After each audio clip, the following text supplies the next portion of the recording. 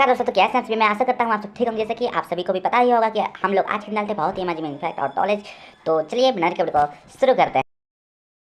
Disclaimer. आज हम इस वीडियो में कक्षा 10वीं के जो सामाजिक विज्ञान के असद विषय है उसमें हम लोग तीसरा पार्ट देखते हैं। तो उसमें सात शब्द का यूज हुआ है जो कि हम लोगों के लिए नया है।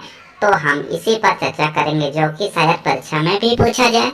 बनाने के वीडियो को शुरू करते हैं। तो आज हम लोग देखेंगे जो हम लोग का क्लास 10 का अर्थशास्त्र का, जो हम लोग का सोशल साइंस में अर्थव्यवस्था आता है, अर्थशास्त्र जो कहते हैं उसको, तो उसका हम लोग तीसरा पार्ट देखते हैं। तो वो है मुद्रा और साख। तो इसमें हम लोग को मुद्रा के बारे में तो पता ही है, सब प्रचलित होंगे सब। तो हम लोग इसमें नया वर्ड है साख। तो साख के बारे में हम लोग डिस्कस करेंगे, लेकिन उससे पहले मुद्रा के बारे में तो पता ही होगा, लेकिन एक बार देख लेते हैं, ठीक है। तो मुद्रा विनिमय का एक माध्यम था, मतलब पहले ज़माने में सबसे पहले शुरुआत हुआ था मुद्रा का, तो एक विनिमय से ही शुरुआत हुआ था, ठीक है। इससे पहले और क्या किया जाता था शायद किसी को पता है नहीं होता था, मतलब कैसे पता जाएगा।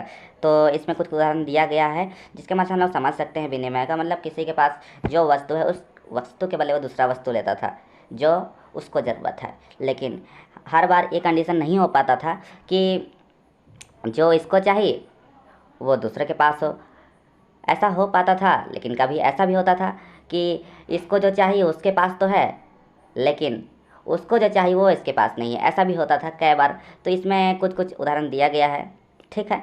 तो इस सब से ही बहुत से कंडीशन आ जाते थे। तो सब बराबर इच्छा से जैसे अभी हो पाता है, पैसों से कुछ भी खरीद सकते हैं, तो वैसा नहीं हो पाता था। तो बहुत मुश्किल था ग्राहक मिलना, तो बहुत कठिनाइयाँ होती थी इससे। तो इसके बारे में रिलेट नहीं करेंगे, बोरिंग थोड़ा लगता है क्योंकि सब पहले से ही जानते हैं, ठीक है। तो हम लोग करेंसी के बारे में भी देख लिए थे। मुद्रा के आधुनिक रूप तो इसमें बोला गया है, अगला टॉपिक दिया गया है मुद्रा के आधुनिक रूप। तो आधुनिक रूप हम लोग जैसे जानते हैं सिक्का आ गया है, करेंसी रुपया जो कह सकते हैं।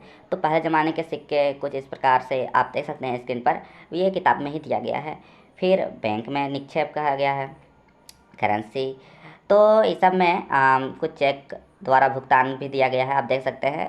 ये सब नहीं पूछेगा जहाँ तक लगता है, लेकिन फिर भी एक बार देख लीजिए, शायद कोई गारंटी नहीं है, कुछ भी आ सकता है। जैसे कि इस बार हम लोग पूरा कन्फ्यूज हो गए, मतलब क्या कन्फ्यूज, पूरा शौक हो गए एक हिसाब से। जो हम लोग देखे थे पिछले साल का सिलेबस, उसमें तो कुछ अलग ही था, उसमें हम लोग ज़्यादा नहीं देख पाए थे। लेकिन फिर भी जहाँ तक लगता है उतना डिटेल में नहीं पूछ रहा था, लेकिन तो भी इतिहास सबका ना कोई गारंटी ही नहीं रहता है, मतलब सोशल साइंस में खास करके सबसे टेंशन लगता है। लेकिन फिर भी हम लोग का अक्सर हो ही जाता है कुछ ना कुछ तो ऐसा।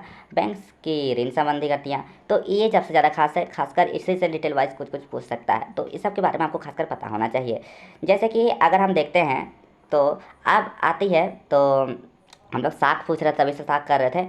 तो साख क्या होता है, तो अक्सर हम देखते हैं, अब वैसे जाते तो नहीं है, कभी नहीं गए हैं, कि जब हम लोग ऋण लेते हैं तो हमें क्या सारा गारंटर रखना पड़ता है, जो ज़मीन का कागज़ है या फिर कुछ और नहीं है। जब कुछ और नहीं है तभी ऐसा कहा जाता है, ज़मीन का कागज मांगा जाता है। और भी बहुत से हम लोग को दिक्कत तकलीफ का सामना करना पड़ता है, खासकर जो हम लोग जैसे होते हैं जो अमीर परिवार से नहीं होते, गरीब परिवार से होते हैं, जो किसान होते हैं, उनको तो अधिक से यह मिल जाता है। लेकिन फिर भी जो ऐसे गरीब से होते हैं, गरीब परिवार से, सॉरी, तो हम लोग को बहुत कठिनाइयाँ से ही लोन मिलती है, बहुत मुश्किल से मिलती है। तो अगर अगर हम देखें तो अमीर आदमी कोई जाता है जिसका साख है, जैसे टाटा कंपनी का कोई है, टाटा कंपनी आजकल बहुत प्रचलित है।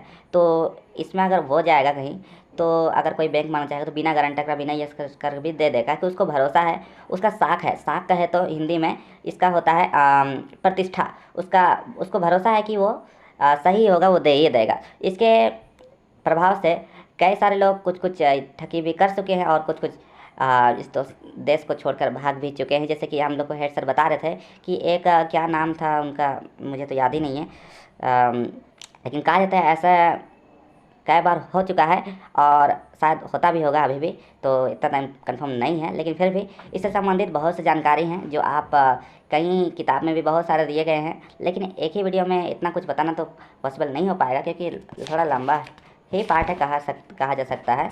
लेकिन ज़्यादा लंबा नहीं है, कहे तो ज़्यादा नहीं है, लेकिन ज़्यादा ही ना है, कहना पड़ेगा। लेकिन फिर भी तो ज़्यादा कुछ नहीं, लेकिन इतना कन्फर्म है कि जो गरीब है उस सबको ज़्यादा ये इज़्ज़त नहीं होता है, इज़्ज़त होता है, लेकिन फिर भी उस सबको बहुत